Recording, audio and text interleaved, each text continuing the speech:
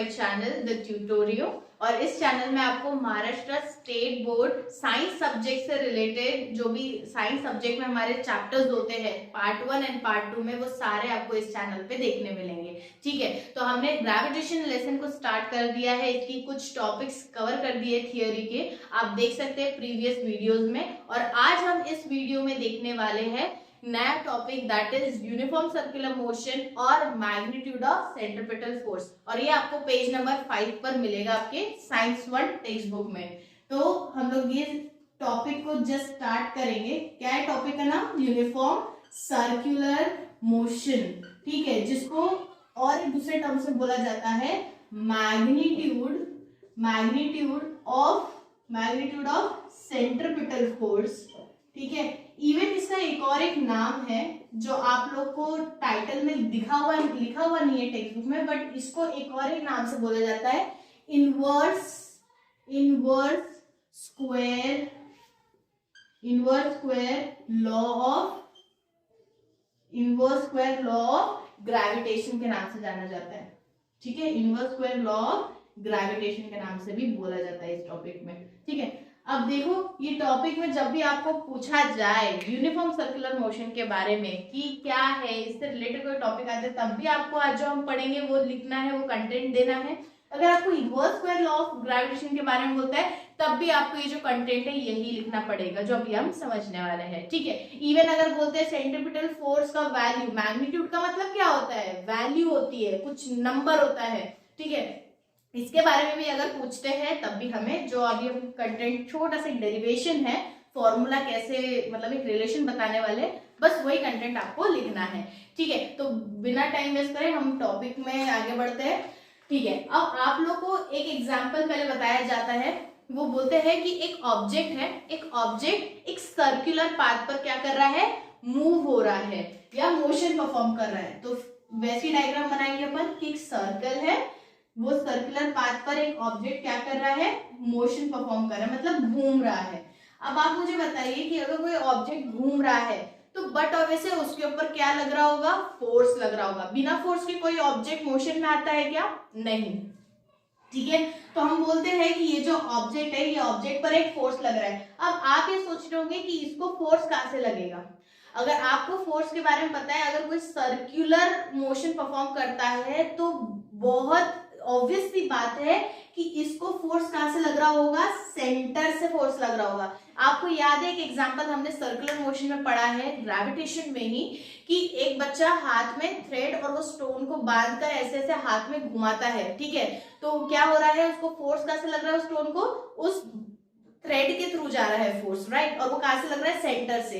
तो हम ये बोल सकते हैं कि ये जो ऑब्जेक्ट है, ये ऑब्जेक्ट को फोर्स कहां से लग रहा है? सेंटर से लग रहा है। और ये सेंटर से फोर्स कैसा लग रहा है? अंदर की तरफ खींच रहा है। जो फोर्स है ये ऑब्जेक्ट को क्या कर रहा है? अंदर की तरफ खींच रहा है। ठीक है, टुवर्ड्स इनसाइड और टुवर्ड्स सेंटर। और एक ऐसा फोर्स जो किसी ऑब्जेक्ट पर लगता है और उस ऑब्जेक्ट को वो सेंटर की तरफ खींचता है।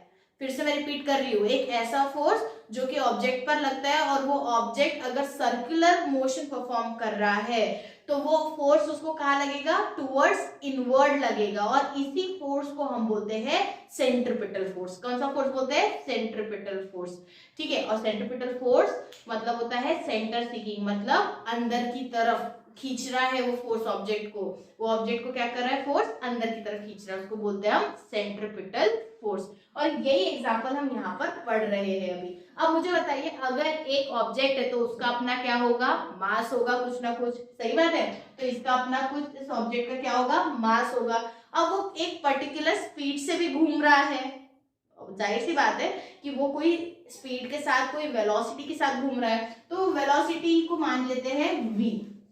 ठीक है, अब सेंटर और मास के बीच में कोई डिस्टेंस भी है ना, और वो डिस्टेंस को हम मान लेते हैं r, दैट इज रेडियस ही हो गया ना। हम सेंटर से सर्कमफरेंस तक अगर हम डिस्टेंस देखें तो क्या मानते हैं? उसको अपन रेडियस बोलते हैं। आपको मैथ्स में ये चीज तो पता है। ठीक है, और यहाँ पर इस ऑब्जेक्ट पे जो फोर्स लग रहा है उसको हम क्या मान लेते हैं? F। अब मुझे बताओ, ये F जो फोर्स है, ये कौन सा फोर्स है? सेंट्रीपिटल फोर्स है। तो इसका फॉर्मूला कैसा बनता है? F is equals to mv square by r। ये फॉर्मूला है किसका? सेंट्रीपिटल फोर्स का फॉर्मूला है। ठीक है, अब आपको जब ये पर्टिकुलर एग्जाम्पल समझ में आ गया है तो आप सोलर सिस्टम को भी समझ लीजिए कि सोलर सिस्टम में भी कुछ ऐसा ही एग्जाम्पल सेट हुआ है। कैसे? मान लेते हैं कि सेंटर में सन है। अब मानने की बात है क्या कि सेंटर में सन है? सेंटर में तो सन है ही, क्योंकि उसके आसपास सारे क्या घूम रहे हैं? प्लैनेट्स घूम रहे हैं। ये तो हमको बहुत पहले से पता है, ठीक है। तो सन के आसपास क्या घूमते हैं? प्लैनेट्स, ठीक है। अब वो भी कैसा मोशन कर रहे हैं? एक सर्कुलर पाथ फॉलो कर रहे हैं, इलिप्टिकल पाथ, ठीक है। तो हम क्या बोलेंगे कि वो प्लैनेट का मान लेते हैं कि उसका खुद का अपना कुछ मास है, उसका अपनी कुछ वेलोसिटी, क्योंकि हर प्लैनेट एक अपनी स्पीड से घूमता है। आपको पता होगा जुपिटर की स्पीड अलग है घूमने की, अर्थ की अलग स्पीड है सन के आसपास रिवॉल्यूशन कंप्लीट करने की। ऐसे नंबर ऑफ प्लैनेट्स की क्या है? अपनी अपनी स्पीड है, अपनी अपनी वेलोसिटी है सन के आसपास रिवॉल्यूशन करने की, ठीक है। तो हम बोलते हैं कि ये जो प्लैनेट है इसकी अपनी क्या है? एक वेलोसिटी है। और ये प्लैनेट और सन के बीच में भी क्या है? एक डिस्टेंस है। बट ऑब्वियस है हर प्लैनेट का डिस्टेंस सन से बहुत अलग अलग है। सबसे पास में कौन सा है प्लैनेट? मर्क्यूरी, तो उसका डिस्टेंस थोड़ा कम होगा। फिर क्या आता है? मर्क्यूरी के बाद वीनस, देन अर्थ, देन मार्स, और इस तरीके से नंबर ऑफ प्लैनेट्स आते हैं, ठीक है। तो इनका अपना एक डिस्टेंस है सन से, प्लैनेट का सन से एक प्रॉपर डिस्टेंस है। अब एक बात और समझेंगे कि ये लोग जब प्लैनेट सन के आसपास घूम रहे हैं तो बट ऑब्वियस अगर ये किसी के आसपास सर्कुलर मोशन परफॉर्म कर रहे हैं तो इनके ऊपर एक फोर्स एक्सर्टेड है। जैसे मैंने ये एग्जांपल में बताया था कि अगर कोई सर्कुलर मोशन करता है तो उसके ऊपर एक फोर्स लगता है। वो फोर्स कहाँ से लगता है? सेंटर से लगता है। तो मतलब प्लैनेट्स के ऊपर फोर्स कौन लगा रहा है? सन लगा रहा है, जिसकी वजह से प्लैनेट क्या कर रहे हैं? सन के आसपास रिवॉल्यूशन कर रहे हैं, ठीक है। और क्या हम बोल सकते हैं कि सन जो फोर्स लगा रहा है प्लैनेट पर ही कौन सा फोर्स हो सकता है? Centripetal force. सही बात है। क्यों? क्योंकि अभी हमको एग्जांपल से समझ में आया है कि कोई ऑब्जेक्ट पर अगर सेंटर से फोर्स लग रहा है तो वो कैसा लगता है? इनवर्ड लगता है, जिसको हम बोलते हैं सेंट्रिपिटल फोर्स। तो प्लैनेट के ऊपर में भी सेंट्रिपिटल फोर्स अप्लाई हो रहा है, जो कौन कर रहा है? सन अप्लाई कर रहा है, ठीक है।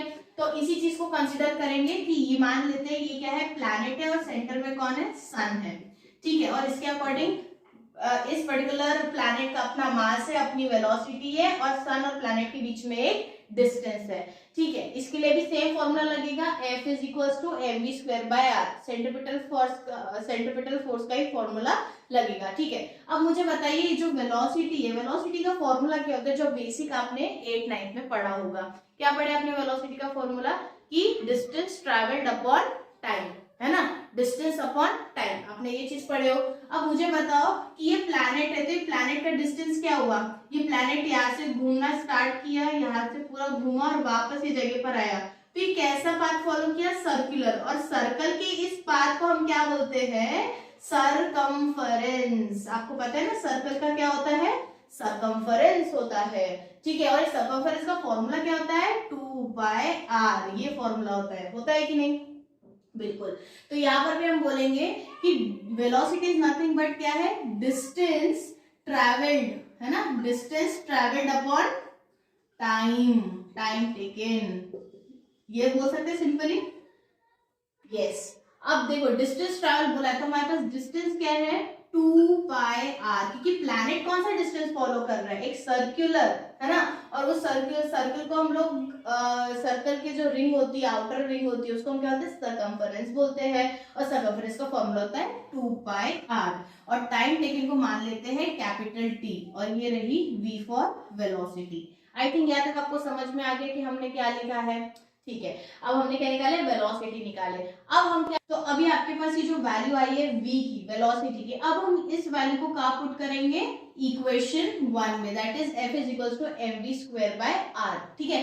तो देयरफॉर हम यहाँ पे लिख सकते हैं सिंपली कि पुट इक्वेशन और सब्स्टिट्यूट इक्वेशन, है ना, जो भी आपको उस टाइम पर याद आता है आंसर के एग्जाम पे वही लिखो। Substituting equation A in equation 1, हम ऐसे लिख सकते हैं सिंपली, ठीक है। तो हम इक्वेशन 1 में इसको पुट करते हैं तो क्या बन जाएगा? F is equals to v square, तो v की जगह पर हम क्या लिखने वाले हैं 2 पाई r अपॉन कैपिटल T और इसका पूरा क्या कर देंगे स्क्वायर। हमने जब इसको सब्स्टिट्यूट किया तो नीचे क्या लिखेंगे r, ठीक है। तो ये बन गया सब्स्टिट्यूशन वैल्यू, अपन ने v को सब्स्टिट्यूट कर दिया। अब बस इसको प्रॉपर्ली लिखना है, तो हम लिखेंगे f is equals to m into square करना है, जैसे 2 का स्क्वायर, पाई का स्क्वायर, r का स्क्वायर अपॉन t का स्क्वायर, ये करने वाले हैं। तो ये क्या हो जाएगा 2 का स्क्वायर इज 4, पाई का स्क्वायर और यहाँ पर हम लिखेंगे r का स्क्वायर अपॉन क्या लिखेंगे t का स्क्वायर और नीचे में कौन है r, ठीक है। तो हमने क्या लिखा f इज इक्वल्स टू, हमको ये पर्टिकुलर वैल्यू आ गई जब हमने स्क्वायर ब्रैकेट्स को सॉल्व किया। इसके आगे और देखते हैं, इसके आगे सॉल्व करेंगे तो क्या आएगा, देखो ये जो टी स्क्वायर है ये कहा आ जाएगा बेटा नीचे, अगर इसको प्रॉपर्ली सब्स्टिट्यूट करते हैं तो ये कहा आ जाएगा नीचे आ जाएगा, ठीक है। तो इसको कैसे लिखेंगे m into 4 into pi square into R square upon, हम ऐसा लिख सकते हैं टी स्क्वायर इंटू आर, ऐसे लिखेंगे, ठीक है। अब ऐसा लिखने के बाद हमको क्या करना है, इसके बाद हम लोग सिंपली क्या करेंगे, इसमें एक चीज आपको ऐड करनी है, दैट इज आप यहाँ पे लिखोगे multiply and divide, equation number 2 है ये, ठीक है। तो divide equation 2, multiply and divide equation 2 by R square, किसके साथ करेंगे आर स्क्वायर से मल्टीप्लाई भी करेंगे और डिवाइड भी। कैसे बनेगा देखो, f is equals to m into 4 into pi square into R square upon T square into R. पहले हमने ये लिख दिया, अब हमको क्या करना है मल्टीप्लाई एंड डिवाइड करना है, तो मल्टीप्लाई किया और डिवाइड भी किया, किससे आर स्क्वायर से। यहाँ तक समझ में आ गया। अब आपको क्या करना है, बहुत सिंपल है, ये जो r है एक r और एक r क्या हो जाएगा कैंसिल हो जाएगा। तो देखते हैं अपने पास क्या वैल्यूज बचती है इसके बाद में, यहाँ लिख लेंगे अपन वो वैल्यूज को, ठीक है। वैल्यूज क्या बचती है, f is equals to m into 4 into pi square into, यहाँ पर क्या बचा सिर्फ एक सिंगल r और यहाँ क्या बचा r स्क्वायर ऊपर में, ठीक है। और नीचे क्या बचा t स्क्वायर r स्क्वायर, तो नीचे लिख देंगे t square into r square. यहाँ तक समझ में आ गया, ठीक है। अब हम क्या करेंगे, ये देखो पावर में 1 है तो 1 + 2 3, तो मतलब r का क्या बन जाएगा अभी r to the power 3 that is cube. तो हम यहाँ लिखेंगे f is equals to 4m, या फिर हम ऐसे सिंपल लिख सकते हैं 4m pi square into r का क्यूब। देखो मैंने सबको एक साथ लिख दिया 4m pi square into r का क्यूब अपॉन क्या लिखेंगे R square into T square. थोड़ा सा मैंने बस इसको ट्विस्ट, कुछ नहीं होता है, जैसे T square into R square एक ही बात है या R square into T square एक ही बात है, ठीक है। अभी क्यों किया मैंने ऐसा आपको समझ में आएगा। अब आप देखते हो f इज इक्वल्स टू, अगर हम इस पर्टिकुलर रिलेशन को अगर हम देखते हैं तो ये रिलेशन क्या बोलता है, आपने ये रिलेशन कहाँ पढ़ा है, पहले तो ये समझ लो, आपने केपलर्स का थर्ड लॉ पढ़े हो, थर्ड लॉ, वो थर्ड लॉ में क्या होता है, आपको ये रिलेशन पढ़े हो T square is directly proportional to R cube, ये आपने केपलर्स लॉ में पढ़ा है, थर्ड केपलर्स लॉ में, और इसी को हमने फॉर्मुलेट किया था तो ये क्या बना था T square upon R cube is equals to K, ये बनी थी वैल्यू, ठीक है। जब हमने इसको प्रॉपरली थोड़ा सा अरेंजमेंट किए थे, जब हमने प्रोपोर्शनलिटी की साइन हटाए थे तो हमको k मिला था एज अ कांस्टेंट और ये बना था T square upon R cube. अब आप यहाँ पे देख रहे हो कि आपको ये दिख रहा है, ऊपर में दिख रहा है आर क्यूब और नीचे दिख रहा है आपको टी स्क्वायर, थोड़ा उल्टा दिख रहा है ना। तो अगर मुझे इस रिलेशन में चाहिए तो मैं अगर इसको उल्टा कर दूं, क्योंकि मुझे इसके जगह पर वैल्यू सब्स्टिट्यूट करना है, तो इसको अगर मैंने उल्टा कर दिया तो ये क्या बन जाएगा, ये बन जाएगा R cube upon T square और ये जो k है ये क्या बन जाएगा 1 अपॉन k। ये हमने क्यों किया आपको पता है, ये पॉइंट हमने क्यों किया, ये इसलिए किया क्योंकि मुझे ऊपर आर क्यूब और नीचे क्या चाहिए था टी स्क्वायर। तो देखो बराबर मैंने इसको जस्ट ऊपर लेके गई और टी स्क्वायर को नीचे लेकर आ गई, तो क्या बन गया R cube upon T square, और यहाँ पर भी ये क्या बन जाएगा 1 ऊपर चले जाएगा और k नीचे आ जाएगा, तो मिल गया हमें ये रिलेशन। अब यही रिलेशन को मतलब R cube upon T square की जगह हम क्या लिखने वाले हैं 1/k, सिंपली हम क्या लिखने वाले हैं 1/k। तो क्या बन जाएगा f is equals to 4m pi square into नीचे में क्या लिखा हुआ था देखो आर स्क्वायर, उसको वैसे का वैसे ही रखेंगे और यहाँ पर क्या लिखेंगे 1/k, क्या लिख देंगे 1/k। ये हम किसके जगह पर लिखे तो आप यहाँ पे ब्रैकेट में लिख सकते हैं r³ / t² = 1/k। इसके जगह पर हमने क्या लिखा 1/k। यहाँ तक क्लियर है। इसके आगे की बात करते हैं। अब मुझे बताओ k को क्या बोलते हैं अपन कांस्टेंट। आपको पता है मेरे प्रीवियस वीडियो में जब हमने k+ का लॉ पढ़ा था तब मैंने आपको समझाया था k को कांस्टेंट कहते हैं। तो कांस्टेंट है तो इसकी कुछ फिक्स वैल्यू होगी, है ना। 4 तो वैल्यू है m मतलब मास है, मास भी फिक्स होगा और पाई की वैल्यू भी क्या होती है बेटा फिक्स होती है। अब यहाँ पर हमारे लिए डिफरेंस में क्या है r मतलब डिस्टेंस। याद है हमने अभी यहाँ पे बताया था कि सर्कल है और सर्कल के सेंटर से जाएंगे तो ये r क्या हो गया डिस्टेंस हो गया, है ना। तो हम यहाँ पे लिखेंगे f = अगर हम सारे कांस्टेंट्स को हटा देते, कांस्टेंट मतलब 4m पाई और k को अगर हटा देते तो हमारे पास क्या बचता है सिर्फ 1/r²। क्या बचता है हमारे पास सिर्फ 1/r² बचता है। तो क्या हम बोल सकते हैं कि ये क्या हो गया इसके साथ इनवर्सली प्रोपोर्शनल। कैसा हो गया बेटा इनवर्सली प्रोपोर्शनल हो गया है ये इसके साथ में, ठीक है। तो अभी इस पर्टिकुलर रिलेशन को हम लोग देखो क्या बोलते हैं inverse square law of gravitation. क्या बोलते हैं हम इसको inverse square law of gravitation, ठीक है। अब इसके अलावा ये तो हमने प्रूफ कर दिया कि f क्या है इनवर्सली प्रोपोर्शनल है किसको डिस्टेंस के स्क्वायर को। ये r क्या है डिस्टेंस है किसके बीच में प्लैनेट के बीच में और सन के बीच का डिस्टेंस है r, है ना। तो इसके न्यूटन क्या कंक्लूड कर पाते हैं वो बोलते हैं कि जो सेंट्रीपिटल फोर्स है जो किसके ऊपर एक्ट कर रहा है प्लैनेट के ऊपर एक्ट कर रहा है। जो सेंट्रीपिटल फोर्स है जो प्लैनेट के ऊपर एक्ट कर रहा है वो कैसा है इनवर्सली है। किसको इनवर्सली है square of the distance between planet and sun. Square किसका डिस्टेंस किसके बीच में प्लैनेट और सन के बीच में। तो ये किसने कंक्लूड किया था न्यूटन ने कंक्लूड किया था जब ये पूरा रिलेशन उन्होंने सॉल्व किया, ठीक है। इसके साथ साथ एक बात और हमको समझ में आती है कि इसमें बताया गया है कि जो फोर्स है फोर्स, अब यहाँ पर ये सब तो आपको समझ में आएगा बट जो ग्रेविटेशनल फोर्स है, ठीक है, ग्रेविटेशनल फोर्स जिसको हम बोलते हैं कैपिटल F, ये सबसे वीकर फोर्स है। क्या है वीक है। बाकी अदर फोर्सेस जो होते हैं ना जो बाकी के फोर्स है उसमें से ये जो ग्रेविटेशनल फोर्स है ये जो ग्रेविटेशनल फोर्स है क्या है बहुत ज्यादा वीक है, ठीक है। यूनिवर्स में सबसे ज्यादा वीक फोर्स माना जाता है इसे, ठीक है।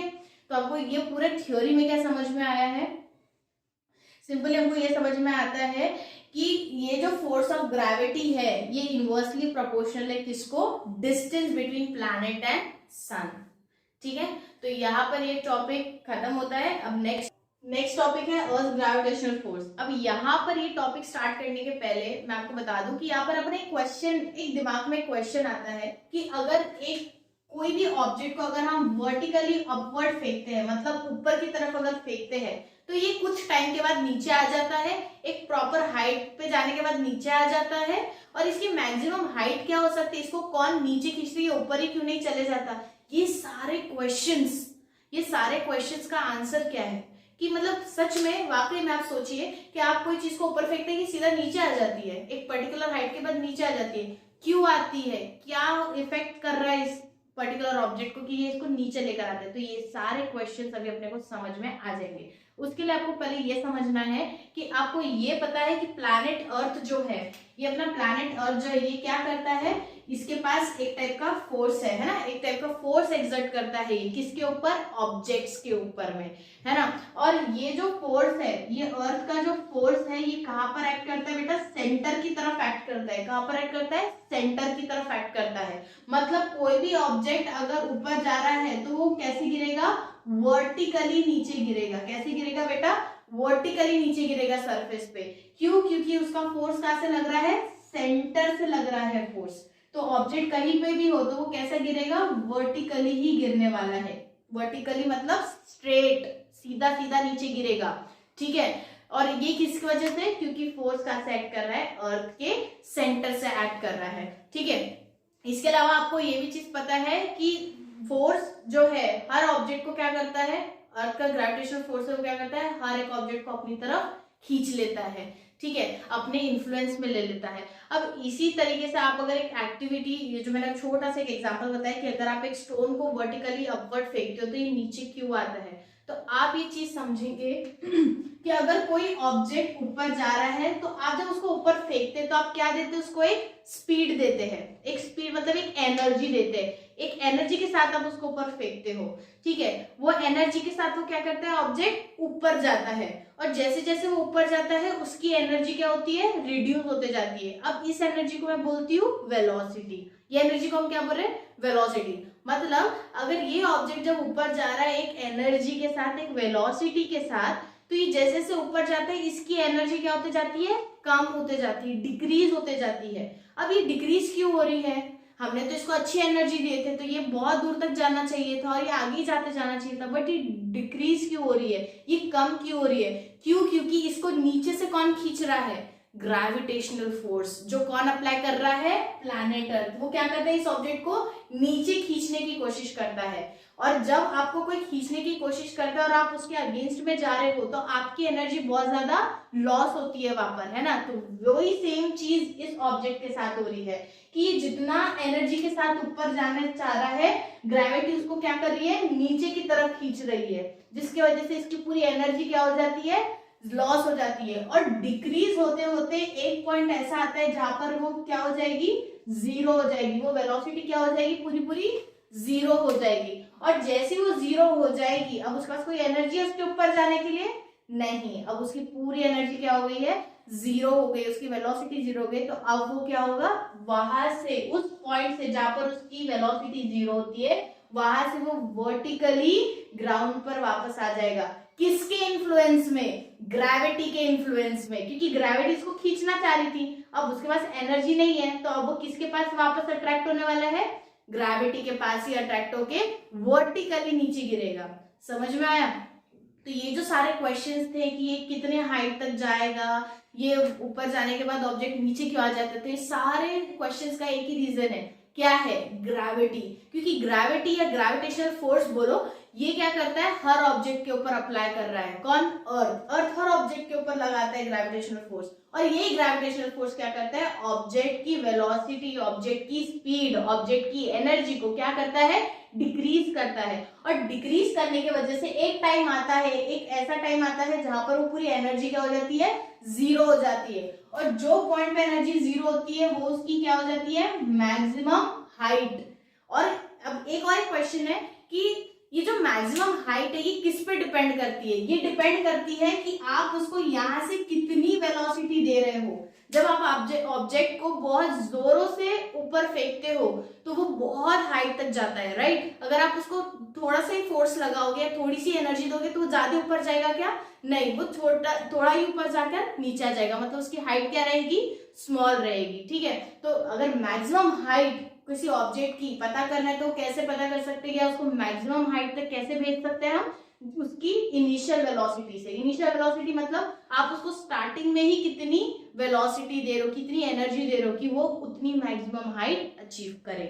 समझ में आया। तो मैक्सिमम हाइट अचीव करना है तो वो किस पे डिपेंड करती है, इनिशियल स्टार्टिंग वेलोसिटी पर डिपेंड करती है, ठीक है ये पॉइंट। तो यहाँ पर हमने क्या समझा, अर्थ ग्रेविटेशनल फोर्स, इसका क्या इंपॉर्टेंस है, ये कौन लगाता है और इसके वजह से ऑब्जेक्ट्स के साथ क्या हो रहा है, ये हमको समझ में आया, करेक्ट है। तो इसके अलावा एक और एक थियरी इस पे बनती है। अब अभी ये हम बहुत छोटे छोटे ऑब्जेक्ट्स के ऊपर बात करते हैं कि अर्थ के ऊपर में छोटे बड़े ऑब्जेक्ट्स है, बस उस पर अप्लाई हो रही है। बट अगर मैं मून की बात करती हूँ, मून हो गए, सैटेलाइट्स हो गई, मून भी एक सैटेलाइट है, moon is the natural satellite, right. और बहुत सारे ऐसे आर्टिफिशियल सैटेलाइट्स भी है, राइट। तो ये इतने सारे जो सैटेलाइट्स है, जो मून है, अब ये सब भी तो अर्थ के आसपास घूम रहे हैं, सही बात है। तो ये सारे अगर अर्थ के आसपास घूम रहे हैं, इसके ऊपर भी तो ग्रेविटेशनल फोर्स लग रहा है ना, तो ये सारे वापस क्यों नहीं आ जाते अर्थ के ऊपर, गिर क्यों नहीं जाते। तो इसका सबसे बड़ा रीजन क्या है कि इनके पास एक वेलोसिटी है। इनके पास क्या है बेटा, एक वेलोसिटी है। ये मून है और मान लो यहाँ पर एक अगर सैटेलाइट है, तो ये दोनों के पास क्या है, अपनी एक वेलोसिटी, एक एनर्जी है, जिस एनर्जी की वजह से ये घूमते जा रहे हैं, रोटेट करते जा रहे हैं, रिवॉल्यूशन करते जा रहे हैं। बट मान लो जिस दिन इनकी वेलोसिटी क्या हो गई, जीरो, मतलब खत्म हो गई वेलोसिटी इनकी, तो ये क्या हो जाएंगे, स्ट्रेट अवे कहाँ आके गिरेंगे, अर्थ पे आके गिर जाएंगे। मून के पास भी अपनी एक क्या है, वेलोसिटी है, जिसकी वजह से वो अर्थ के आसपास घूमते रहता है। अगर किसी दिन अगर मून की जो वेलोसिटी है अगर उसके पास नहीं रहेगी तो क्या होगा, ये मून गोल घूम के बराबर अर्थ पे आकर गिर जाएगा। समझ में आया? तो इसी तरीके से हम ये समझ पाए हैं कि ये जो सैटेलाइट्स है, ये जो मून है, जो अर्थ के आसपास घूम रहा है, ये किस वजह से घूम रहे हैं, क्योंकि इनके पास क्या है, इनके पास वेलोसिटी है, जिसकी वजह से ये आसपास घूम रहे हैं, अर्थ के ऊपर आके गिर नहीं जा रहे। समझ में आया? अब एक मुझे एग्जाम्पल बताइए, मतलब मैं आपसे पूछती हूँ कि एप्पल और प्लैनेट अर्थ, ठीक है, हम किसका एग्जाम्पल ले रहे हैं, एप्पल और प्लैनेट अर्थ की बात करते हैं, ठीक है। तो ये रहा एप्पल और ये है प्लैनेट अर्थ, ठीक है। अब मुझे बताओ कि अपन ने देखा कि एप्पल ही अर्थ की तरफ गिरा था। अब हमने एक चीज समझे है ग्रेविटेशन चैप्टर में कि दोनों ऑब्जेक्ट आपस में क्या लगाते हैं, फोर्स लगाते हैं एक दूसरे के ऊपर, ठीक है। तो अर्थ क्यों नहीं चले गए एप्पल के पास में, एप्पल ही क्यों अर्थ के पास आया? सोचने में कितना अजीब लग रहा है कि एप्पल अर्थ के पास चले जाएगा, कितना अजीब लग रहा है ना। पर ये होता है क्या, एक्चुअली नहीं होता है। होता क्या है, एप्पल अर्थ के पास आ जाता है। इसका रीजन क्या हो सकता है आप बताओ? हाँ, इसका मास बहुत ज्यादा क्या है, छोटा है, किसके मास के कंपेयर में, अर्थ के मास के कंपेयर में, जिसकी वजह से क्या होता है, जो फोर्स है वो भी कम ज्यादा होता है। और इसके पास एक और प्रॉपर्टी है, क्या है, इसके पास ग्रेविटी है, जिसकी वजह से ये क्या करता है, सारे ऑब्जेक्ट्स को अपने पास खींच लेता है। समझ में आया? तो ये है छोटी सी theory on earth gravitational force, जो हमें समझना था कि ऑब्जेक्ट्स वर्टिकली डाउनवर्ड क्यों आते हैं। और इसका सबसे बड़ा रीजन आपको पता चला कि कुछ नहीं बट क्या है, ग्रेविटी। क्या है, ग्रेविटी है, ठीक है, जो क्या करती है, ऑब्जेक्ट जब ऊपर जाता है उसकी वेलोसिटी को पूरा डिक्रीज कर देती है, और जैसे वो जीरो पहुंच जाता है, उसकी वेलोसिटी जीरो हो जाती है, वो अपने इन्फ्लुएंस में उसको नीचे सरफेस पर लेकर आ जाता है, मतलब अपनी तरफ अट्रैक्ट कर लेता है, ठीक है। और वो ऑब्जेक्ट भी जीरो होने के बाद ग्रेविटी के इन्फ्लुएंस में आके सरफेस पर वर्टिकली डाउनवर्ड गिर जाता है। समझ में आया? तो यही था बस अर्थ ग्रेविटेशनल फोर्स में। इसके अलावा और कुछ खास टॉपिक है नहीं इसमें थियोरी, तो आप इसको एक बार रीड करेंगे दोनों टॉपिक्स को। इसके पहले जो अपन ने यूनिवर्सल लॉ ऑफ ग्रेविटेशन पढ़ा था वो भी आप एक बार रीड करेंगे। ये सारे one of the important topics है ग्रेविटेशन के। तो अगर आपको ये टॉपिक बहुत अच्छे से समझ में आया तो वीडियो को आपको लाइक करना है, फ्रेंड्स में शेयर करना है और कमेंट में मेंशन करना है। अगर आपको कोई और टॉपिक पर भी वीडियोस चाहिए तो वो आपको कमेंट में मेंशन करना है, और वीडियो कैसे लगा ये भी आप मेंशन कर सकते हैं, ठीक है। और सब्सक्राइब को चैनल नहीं करे होंगे तो प्लीज सब्सक्राइब करें चैनल को, ठीक है, सो दैट आपको और अपडेट्स मिलते रहे, और वीडियोस जैसे जैसे अपडेट होते हैं आपको नोटिफिकेशंस आते रहे, ठीक है। इसी तरीके से हम नेक्स्ट सेशन में भी मिलेंगे न्यू टॉपिक के साथ। टिल देन आप अच्छे से पढ़ाई करो। Thanks for watching, bye bye.